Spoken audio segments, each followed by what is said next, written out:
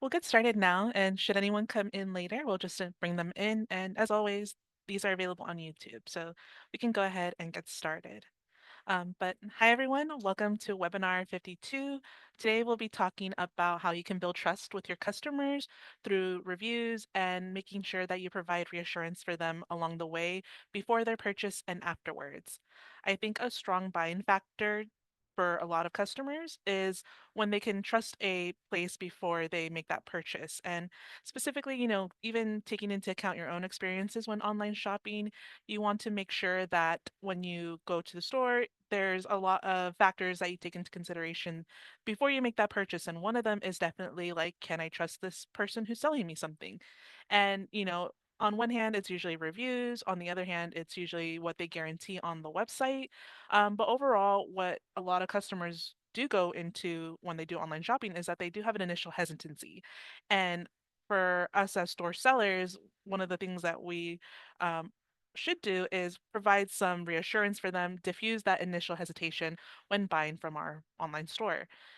So we're going to get into that. But before we do, however, I just want to make note that in our last webinar, we talked about seasonal selling strategies and how you can make small holidays very beneficial for your business, and even the major holidays. How do you plan around those? Because while seemingly things like Christmas, I would say hype and maybe springtime surges are something predictable for most vendors or most sellers, there's still some planning and some nuances to each of the holidays, as well as how to plan those accordingly. So if that is of interest to you, we do have a YouTube channel that has all our webinars, including that one, on there. So if you think that's interesting, go ahead and check us out over there after the webinar. But we can proceed with this. Let me go ahead and share my screen and we'll get into it.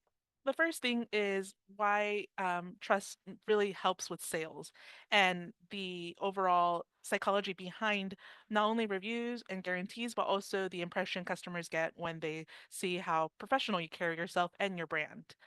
Starting first with reviews, I think that something we'll cover a little bit later in more detail, but something I want to introduce first is the concept of social proof.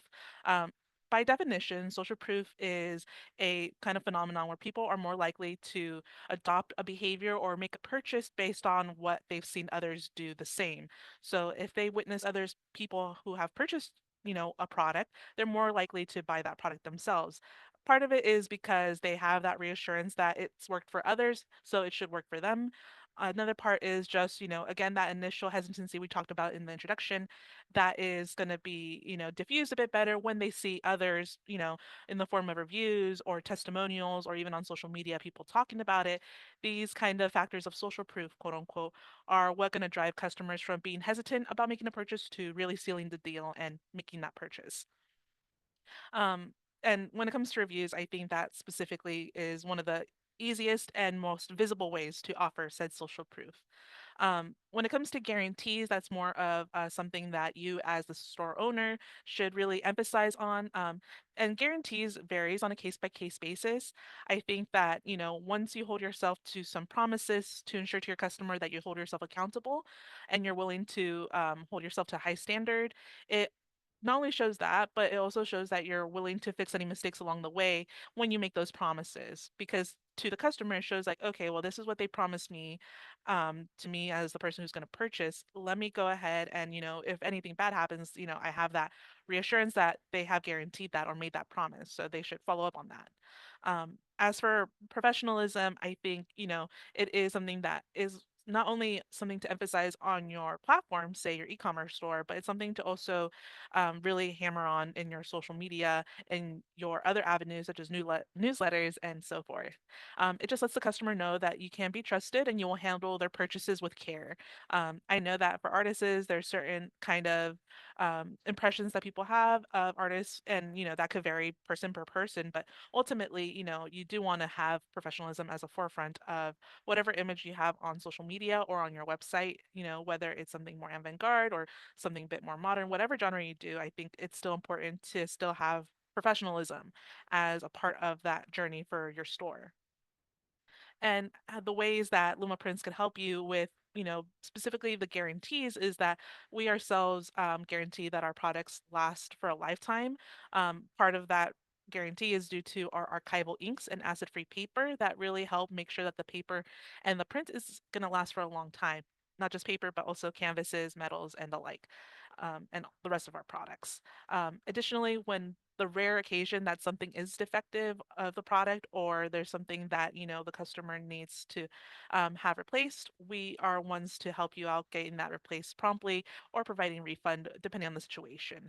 That means that for you as the store owner, you can offer swift and quick solutions for your customer in the event anything happens when they do.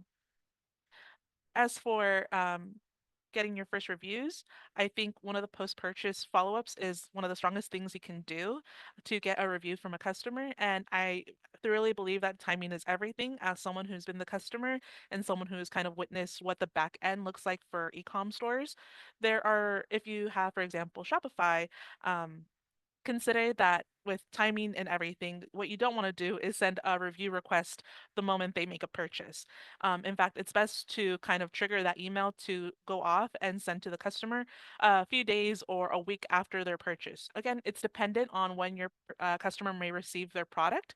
But usually, at the very basic level, most back-end stores will allow you to have emails that will trigger asking for a review based on however many days customer purchases something or they receive their tracking number or anything related to that. If you have something a bit more intelligent when it comes to your backend and add-ons that you have, you could definitely have it where that review will trigger when the package has arrived to your customer's doorstep. So there are factors they can consider, but again, timing is relevant to the customer. There's no point in sending a review request the moment they make the purchase or months after the fact. So if you can get it around the same time that they receive their order or receive their products, then that will most likely yield reviews from your customers. As for incentives and making ethical, reasons or making ethical decisions when trying to get those first reviews, because I know for a lot of customers or a lot of our customers, getting those first initial reviews can be quite a challenge. Based on our conversations. But it's worth considering. And be sure to kind of look into this yourself and do more research because it's a whole topic in of itself. However, if you're looking to get the first few reviews from your customers, consider offering them products to review with the emphasis that their reviews are to be honest and they're full, transparent views on your product, that they will receive these products free and with no stipulations that the review has to be negative or positive.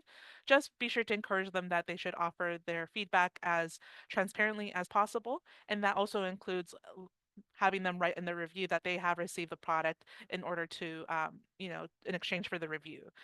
If you ever visit, say, a website that's newly started, or maybe some Amazon listings, for example, you might have come across these types of reviews where the customer will say, I received this product for a review, and then they'll go into the review.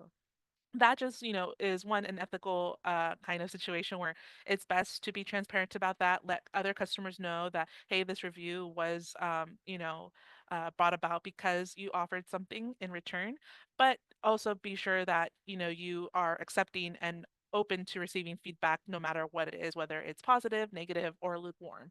And I think that even if you receive those more critical reviews, that's not the end of the world. Specifically, in fact, I think it gives you another opportunity to really highlight that you're able to take feedback and implement it into your products or your customer support. And so don't feel, you know, scared that if you were to give this type of, exchange good for a review, that even if you get a negative review, it's gonna still benefit you in the long run because we're trying to build trust with our customers, and part of that is how you handle those sticky situations. And then overall, when you get reviews, it's great when they're on the product page, but that shouldn't be the end all be all. There are great places to introduce your reviews, and one of them is, of course, not only on your product page, but also consider your social media platforms. Um, when it comes to product pages specifically, though, just to kind of cover that, consider that a lot of e-commerce platforms make it very easy to introduce reviews into your product pages. So it's one of those things where like you might as well do it, if especially if it's easy to set up. And even if your platform doesn't have it, there are plenty of add-ons that allow for them to put reviews as a implementation onto your product page. So even if you don't have it now, you could always introduce it, and it just again opens up opportunity for your customers to discuss your product and again show that social proof that people are looking for oftentimes when they go to a store. For social media, there is a lot more. different types of social proofs or review sharing that you can do. Um, that could be either testimonials or customers tagging you when they receive their product from your store. A lot of these small efforts, whether it's introducing a tag for your products or encouraging them to tag you, a lot of these ways can easily sway others to make that purchase and even drive customers to your store, especially when they see an honest person really showcasing a product that they received from you. And this builds not only community, but it also is sharing social proof outside of your store or your online platform. And then when it comes to store policies, I know that for many of us, what we tend to do when we first start up our store is that we tend to copy and paste what we find online and proceed to go from there. Maybe tweak it here and there to make sense for your store. But store policies are something that customers do review and customers do take a look at, even if at a glance. You want to make sure your customers know what they're expecting from you as the store owner. And with store policies, I think some really important key factors to build your customers' confidence when making their purchase is having very clear return policies. I can't emphasize this enough. When your customers are like trying to figure out solutions for whatever problems they may have, they should be able, you know, to effectively go to your store policies and see what are the solutions they could find and how to go about that. Um, in relation to that, you want to avoid being vague. And as opposed to being vague, we definitely suggest being friendly and direct. So if there's a return policy of 30 days, make note of that. And you could also at the same time emphasize like, hey, 30-day return, and we'll work on it swiftly and promptly as soon as possible. So you can get your, solution, tackled as soon as possible. Um, you also want to feature some of these policies at checkout so customers also feel that reassurance and know like, hey, this is, what we promise for you. This is what your expectations should be for when you make a purchase with us. And oftentimes it will alleviate even more so their hesitancy when making the purchase with your store.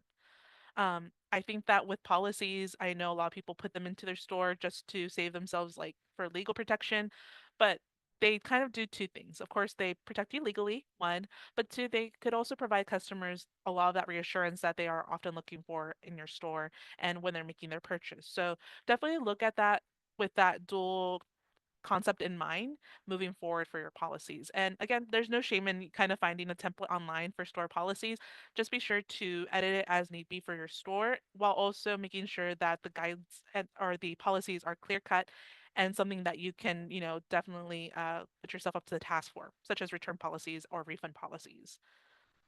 And then I think related to that, when it comes to how communication works between you and the customer, and sometimes what we kind of find customers having is that, you don't want to overpromise things that aren't, something that you can do.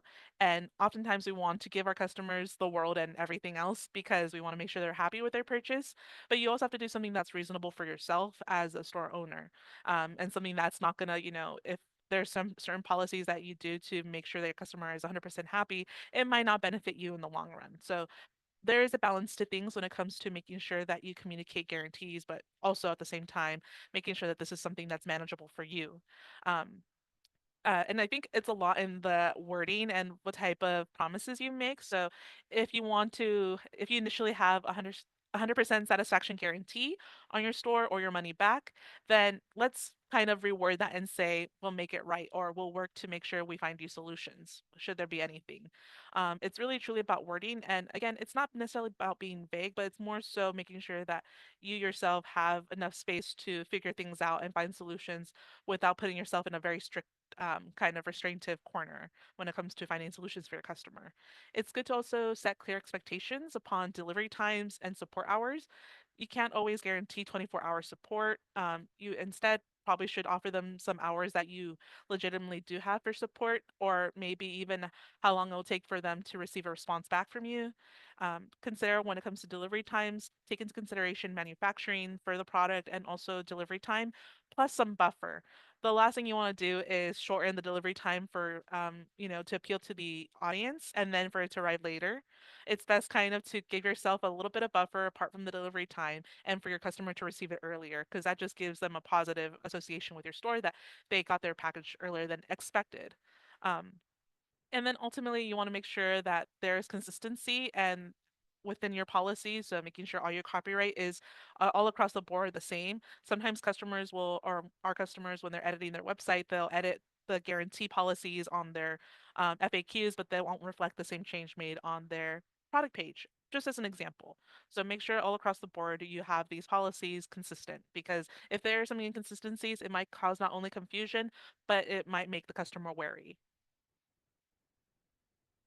And again, going back to social proofs, as we said, people are more likely or more inclined to buy something when they see others buy the said product. And the same could be said for user generated content, and they kind of work hand in hand, referred to often in the marketing world as UGC. But UGC definitely adds a layer of authenticity that honestly a brand on its own can't really replicate. When customers see others using your product, they feel more confident about the purchase themselves, and it's a part of looking within the community that they're part of, to see what others have said, what others have liked about your products. And it's kind of something where it's strong enough to really sway a person to purchase something. Just for an example, or just to highlight that, 92% of customers trust recommendations from peers over traditional advertising. And consider whenever you do word of mouth, or you hear a friend or a colleague say that they really like something, you're more likely to go into it and look forward to trying it, because at least you have someone that you trust, someone who enjoyed the product. I think that for social media, you want to repost tagged images and videos of customers receiving, hanging your art, looking at your products, unboxing maybe even.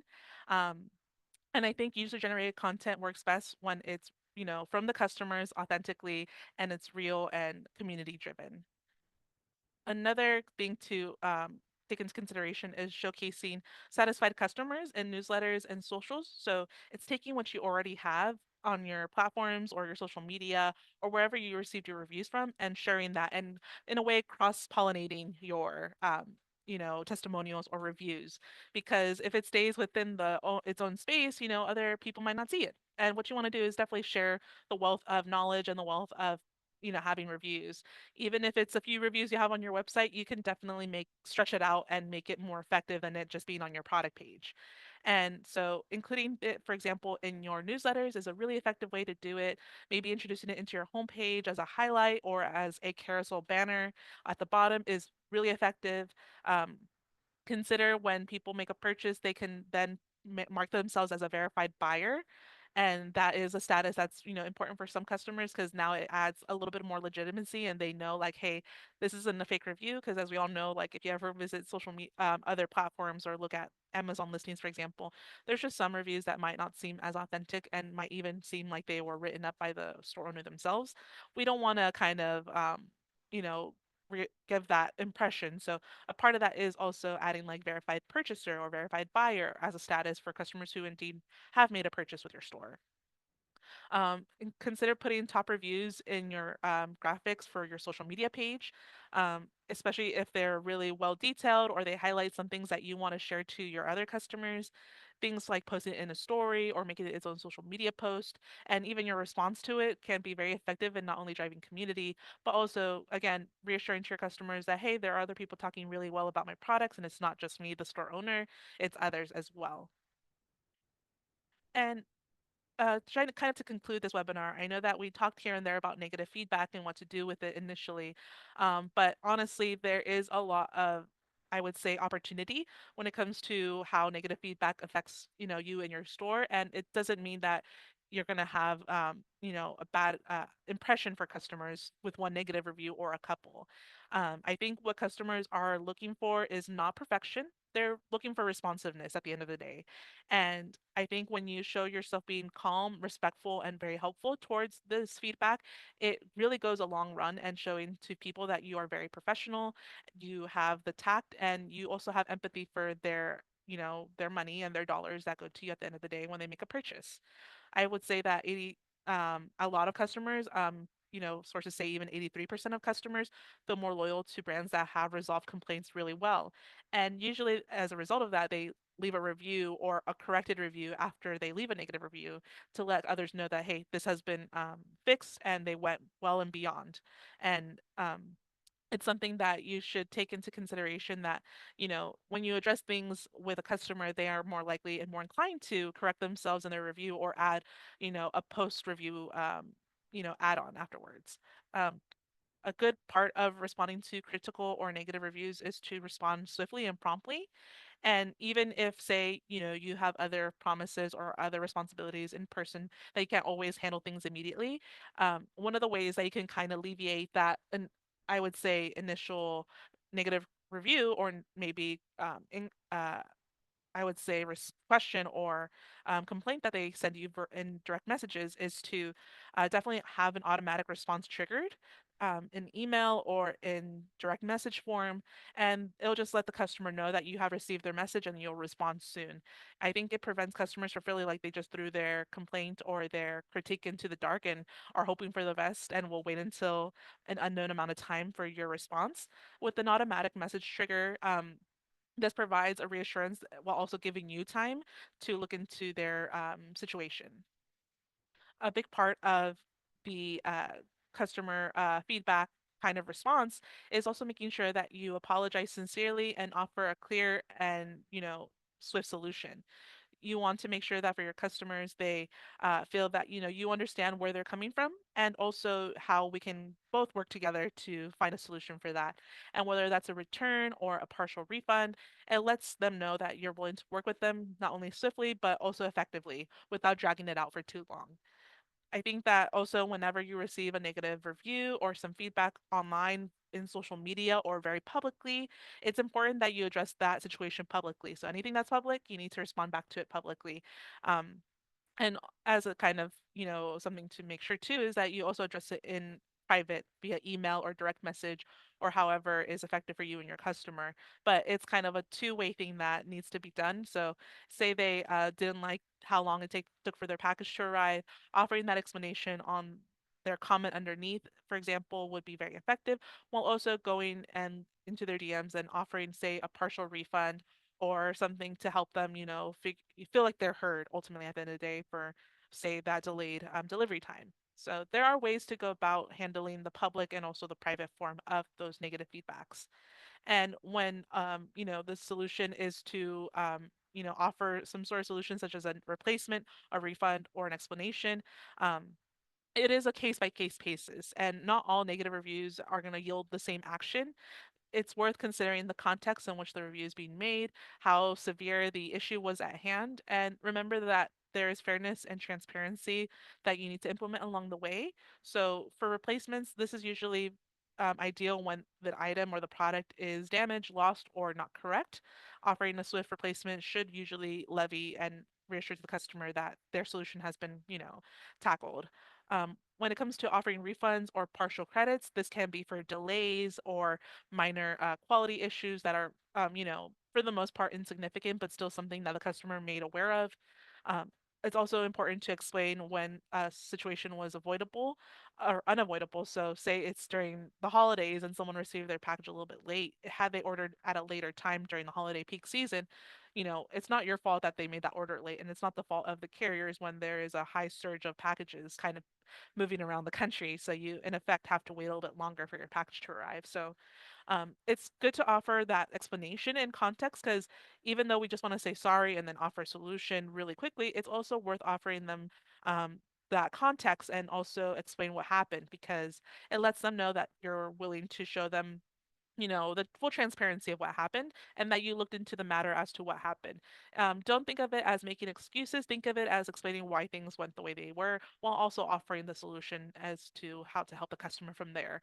It's important to stay calm and collected, even when you feel like oftentimes some reviews may feel like a personal attack or if people are a bit too mean. I know when it comes to online, some people could be very, crass or probably show, not the most gentle words to negative reviews, especially. But it's important that you don't reflect that or you don't reciprocate that energy. It's important for you to just remember that ultimately this is a customer who's dissatisfied, and how can you make a solution for them?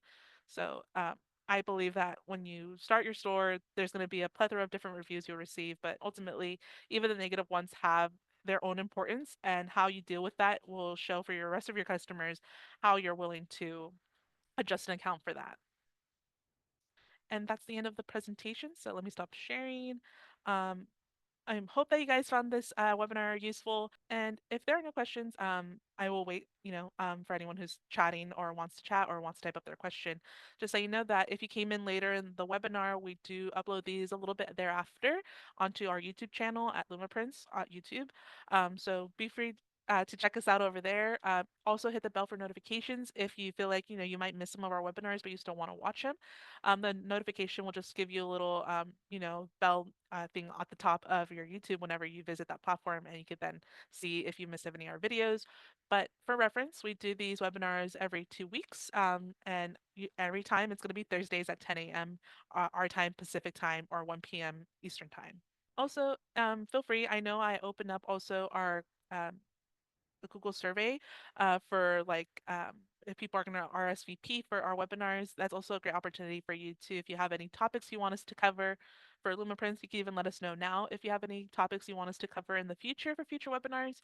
We have our topics lined up, but we're more than willing to open up a whole new topic, say if a customer is interested in something in particular. So we're always open to seeing what you guys want to hear from us. So you can either leave it here or let us know, or even contact us at our support line. So there are multiple ways to let us know if you want us to cover something.